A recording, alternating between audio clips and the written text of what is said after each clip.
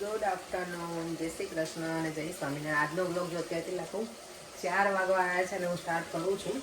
અહીંયા જો મારું ગવારનું શાક મેં વઘારી નાખ્યું છે અજમા અને હિંગ નાખીને. હું અજમાનો વઘાર કરું અને જોડે એમાં નાખીશ આ લસણની ચટણી મારી જે રેડીમેડ બનાવેલી છે ને એ. બસ મીઠું ધાણાજીરું નાખ્યું અને કુકરની સીટી વગાડી દીધા. આમાં હું ગળપણ કંઈ નથી નાખતી. મારા જેઠાણી મને કહેતા કે ગોળ નાખે, મેં ક્યારેય નાખ્યો નથી એટલે હું નાખીશ એની. અત્યારે તો હું નહીં નાખું કારણ કે અમે ક્યારેય ગળ્યું નથી, ગળ્યું ખાધું નથી એ શાક, એટલે આ હું ખાલી બસ લસણની ચટણી જ નાખીશ. તમે લોકો ગળ્યું શાક બનાવો તો મને કહેજો કે કઈ રીતે તમે કંઈ સ્વીટ નાખો એમ. ગવારના શાકમાં હું નથી નાખતી ત્યારે. ચાલો તો શાક આજે છે ને શું કે ફૂલ ડીશ છે, દાળ ભાત શાક રોટલી. એટલે કાંઈ નવીન વસ્તુ બનવાની નથી, સિમ્પલ જ છે આજનું ડિનર. અને છાશ બનાવી મને સંગાળે છે. હું વિચારું છું દિવસને સ્વિમિંગમાંથી લઈને આવી અને પછી છે ને ખજૂર પાક બનાવું. પ્લાનિંગ કરીશ અને ઠંડી એટલી બધી વધી ગઈ છે ને તો મને એવી ઈચ્છા છે કે ખજૂર પાક ખાવો છે. ખજૂર તો એવરી ટાઈમ લઈને આવું પણ હું એમનેમ જ ખાઈ જાઉં છું. પણ આજે હું ઘરે આવીને જોઉં છું ટાઈમ થશે ને સાહેબ તો ખજૂર પાક બનાવું અને તમારા લોકો જોડે હું શેર પણ કરું. સ્વીટ રેસીપી આ છે ઘણા ટાઈમ પછી. જો અમે લોકોએ તો ડિનર કરી લીધું છે. મેં બનાવ્યું હતું ભાઈ શું કહે ગવાનું શાક એકદમ સરસ બનાવ્યું હતું. જો તેલ એટલું બધું થોડુંક નાખવું પડે આવા શાકમાં તો જ મજા આવે. દાળ, રાઈસ અને રોટલી જમી લીધું છે અમે લોકોએ. હવે બધું શું કે ક્લિનિંગ બાકી છે. એ બહુ મોટું ટાસ્ક છે. આજે મને કંટાળો એટલો આવે છે અને વિચાર કરું છું કે ખજૂર પાક બનાવું કે ના બનાવું. તેમ તને શું લાગે છે ખજૂર પાક હું બનાવું અત્યારે બેટા? કેમ નહીં? બીકોઝ શું કહેવાય, માથું આમ ચડી છે. હે માથું તમને દુખે છે. માથું દુખે છે એટલે નહીં, હે ને? મારે આજે ઠંડી થોડીક છે એટલે આઈ ડોન્ટ નો શું છે, થોડું મને માથું પેલું લાગે છે હેવી. દેવતા સ્વિમિંગમાંથી અહીં જોતો બેટા, અહીંયા નહીં અમારી દીકરાએ નાખી દીધી છે બેન. ડેડી કીધું કે શું ડેડીએ કીધું બેટા? ચાલો હું પેલા ક્લિનિંગ કરી લઉં અને પછી નક્કી કરું કે ખજૂર પાક બનાવું કે નહીં. ફટાફટ બધું પેલા ક્લિનિંગ પતાવી દઉં. ચાલો તો જમીને ફ્રી થઈ ગયા અને હવે ખજૂર પાક બનાવવા. જો ખજૂર લઈ લીધો છે, અહીંયા લીધું છે પિસ્તા છે, બદામ, કાજુ, ટોપરાનું છીણ છે અને આમાં છે પમ્પકિન સીડ્સ છે અને આ કયા છે પેલા મગજ તરીના કહેવાય ને એ વાળા બંને. આટલી વસ્તુ લીધી છે અને અહીંયા મૂકી દીધું છે ઘી. પેલા બધા હું શું કહેવાય ડ્રાય ફ્રૂટ્સ પ્રોપર થોડા શેકી લઈશ ઘીમાં અને પછી હું ખજૂરને શેકી લઈશ. અને આમાં છે ને હું કાંઈ પણ પેલું શું કહેવાય શુગર કે એવું કશું નાખવાની નથી કારણ કે ખજૂર ઓલરેડી ગળ્યો જ હોય એટલે એમાં જરૂર નથી. અને પછી છેલ્લે હું નાખીશ એમાં ખસખસ. ચાલો તો હવે ખજૂર પાક બનાવવાનું સ્ટાર્ટ કરી દઈએ. કાજુ અને બદામ બંને મેં ધીમા ગેસે મૂકી દીધા છે શેકાવા માટે. હવે તમારે કન્ટિન્યુઅસ અને છે ને થોડી રીતે આવી રીતે કરતા રહેવાનું એટલે એકદમ એ સરસ શેકાય અને ક્રન્ચી થઈ જાય. બધા ડ્રાયફ્રૂટ્સ હવે શેકાવા મૂકી દીધા છે મેં એક સાથે ધીમે ધીમે. એટલે પહેલાં બદામ નાખી, પછી કાજુ, પિસ્તા અને પછી હવે છેલ્લે બંને સીડ્સ નાખી દીધા છે મેં. ગુંદર પણ થોડોક તળીને નાખી દીધો છે. મારી પાસે આ ગુંદર છે ઇન્ડિયાનો, એકદમ સરસ ઝીણો હોય ને એ. બસ હવે મેં પાછું ઘી મૂકી દીધું છે અને એમાં ખજૂર નાખી અને એને બરાબર હવે શેકી લઈશ. ચાલો જો તો હવે છે ને ખજૂર શેકાવા આવ્યો છે. ધીમા ગેસે હું શેકું છું એને.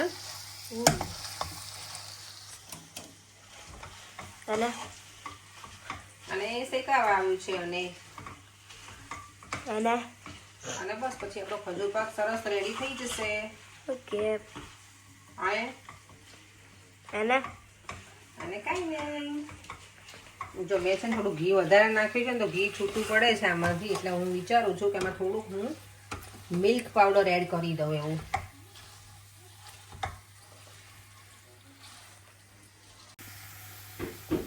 જો ખજૂર શેકાઈ ગયો છે હવે એકદમ સરસ.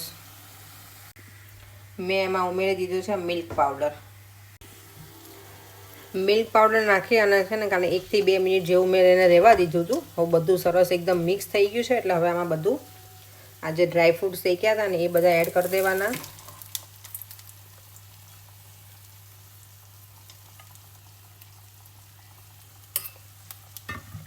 અને ટોપરાનું છીણ.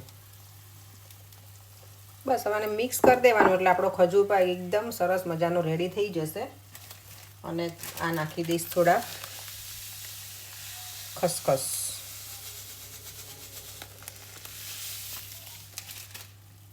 ચાલો જો સરસ મજાનું શું કહેવાય ડ્રાય ફ્રૂટ્સ એકદમ એનર્જીવાળો ખજૂર પાક રેડી થઈ ગયો છે, ડ્રાય ફ્રૂટ્સથી ભરપૂર. અને ઉપર હવે શું કહેવાય આપણે થોડુંક ડેકોરેશન તો કરવું જ પડે.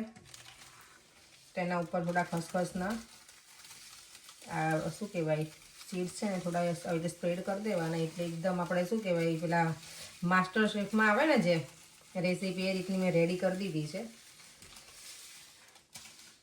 જો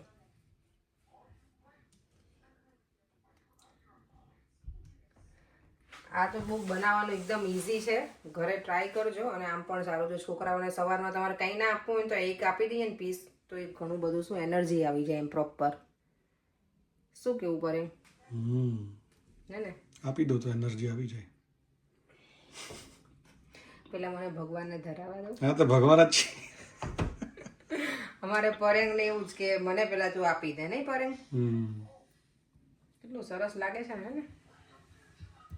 નાઈસ છે. નાઈસ છે. હમણાં પીસ બનાવી દો ને પછી આના રોલ પણ તમે બનાવી શકો, અને લાડુડી પણ બનાવી શકો. તમને જે પણ શેપ આપવો હોય એમાં કરી શકો. મેં પેલું લાડુડી ના બનાવી કારણ કે ઘીવાળા જો ઓલરેડી આટલું બધું ઘી છે, તમે જો રહેવા દો, એવું નથી કરવું બધું મને.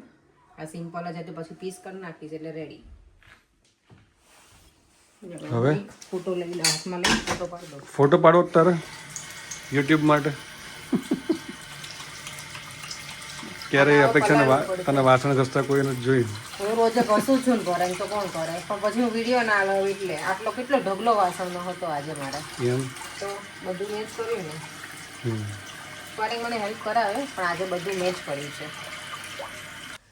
ચાલો જો ખજૂર પાક તો શું કહેવાય બનાવીને સરસ ખાઈ પણ લીધો, ટેસ્ટ તો નહીં પણ પ્રોપર ખાધો જ. પરેંગ તો મને કંઈક એવું થાય છે ખાધા જ રાખીએ ને પરેંગ. મજા આવી ને તમને? ખરેખર બહુ જ મસ્ત બન્યો છે.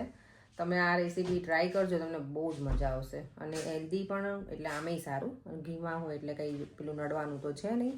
અને તમારા છોકરાઓને શું કહેવાય આપણે લંચ બોક્સ, નાના છોકરા હોય તો લંચ બોક્સમાં આપીએ ને તો પણ સારું, કે લોકોનું શું કહેવાય હેવી આમ થઈ જાય, એમ જમી લઈને પછી પીસ ખાઈ લે ને તો પણ બહુ જ મસ્ત હતું. દેવમ તને કેવું લાગ્યું બેટા ખજૂર પાક? દેવમ કંઈક કાંડ કરીને આવ્યો છે એટલે એનું ફેસ કહી દે દેવમનું. Where is my chappal? I don't know. અત્યારે છે હું કોમેન્ટ રીડ કરતી હતી, પ્રિયંકા ભટ્ટ છે ને એમની કોમેન્ટ છે કે દીદી પાલકમાંથી બીજી કઈ કઈ વસ્તુ બનાવી શકાય? તો પાલકમાંથી જો તમે મુઠિયા પણ બનાવી શકો, થેપલા બનાવી શકો, પછી તમે જે ભજીયા બનાવો ને મેથી અને પાલક એમાંય તમે એડ કરી શકો, પછી પાલક પનીર, અને બીજું શું બને પાલકનું? બીજું પાલકનું ખબર નહીં, પણ મારા ચપ્પલ ક્યાં ગયા? પાલક ને મગની દાળનું શાક બનાવે, મેં નથી બનાવ્યું ક્યારે. હું પાલકની ભાજી બનાવું, મીન્સ એ તમને હું પાવભાજીની ભાજી બનાવી એવી રીતે હું બનાવું છું, એ હું તમને રેસીપી આપીશ એક દિવસ. મારી મમ્મી બનાવતી, બહુ જ મસ્ત બને. પાલક, બટેકા, ઓનિયન અને ટામેટાની એ બધું હું તમને એક વખત બતાવીશ કે કેવી રીતે બનાવીએ છીએ. બીજું બસ આટલું હું તો બનાવું છું, આટલી વસ્તુ.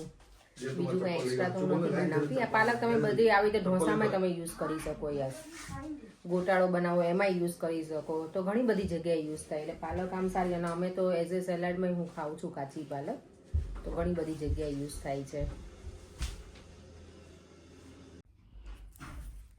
અને બીજી કોમેન્ટ એવી છે કે દેવમ છે ને તમારા ફાધર ઇન લો જેવો લાગે છે, ચંદ્રિકાબેનની છે કોમેન્ટ.